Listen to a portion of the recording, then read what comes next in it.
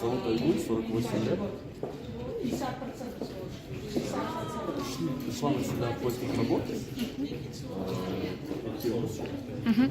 А до этого она где работала? И легко ли было найти работу, работать вообще?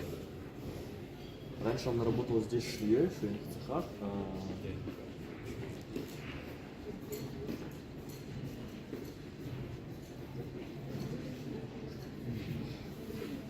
Работу искать на самом деле трудновато, если есть вакансии только в швейных цехах, а в других местах как бы можно поискать, но все равно уверенности, что дадут работу, нет. Все то есть, ищут в основном работу в швейных цехах, все плохие люди. В других местах они даже не будут, что знают наперед, потому что они работать не будут. Есть ли у нее образование и где бы она хотела работать? У нее среднее образование закончила, 21-я школа у нее, слабослышащий. Вот,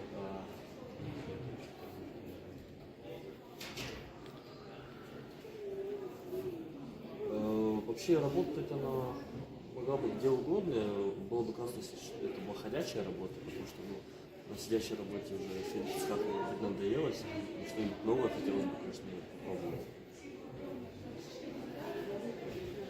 В швейных цехах как бы можно работать, но глаза, утомление, сидишь, уже как бы поднадоело. А так к любым открытиям готов. А вот здесь она побывала на ярмарке вакансий, да? Есть ли для нее какие-то варианты? Есть ли надежда, что она здесь может найти себе работу?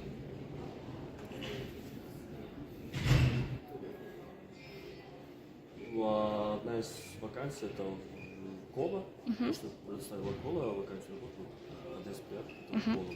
И может она, если она может ли она рассказать про свою семью? Есть ли у нее дети? Кто обеспечивает? Она вот семейное положение может.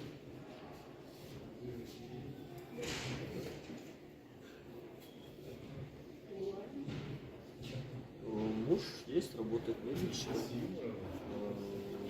есть 3 детей, сама работает в швейном цеху. Сейчас не работает. То есть до этого работа была, сейчас работает. Есть. В основном сейчас домохозяйка из-за того, что есть ребенок, но тем не менее работать надо, и пока но, к сожалению, работы нет. А муж полноценный? Муж их тоже не слышит, то есть это глухая пара семейная, а дети слышат. Спасибо большое.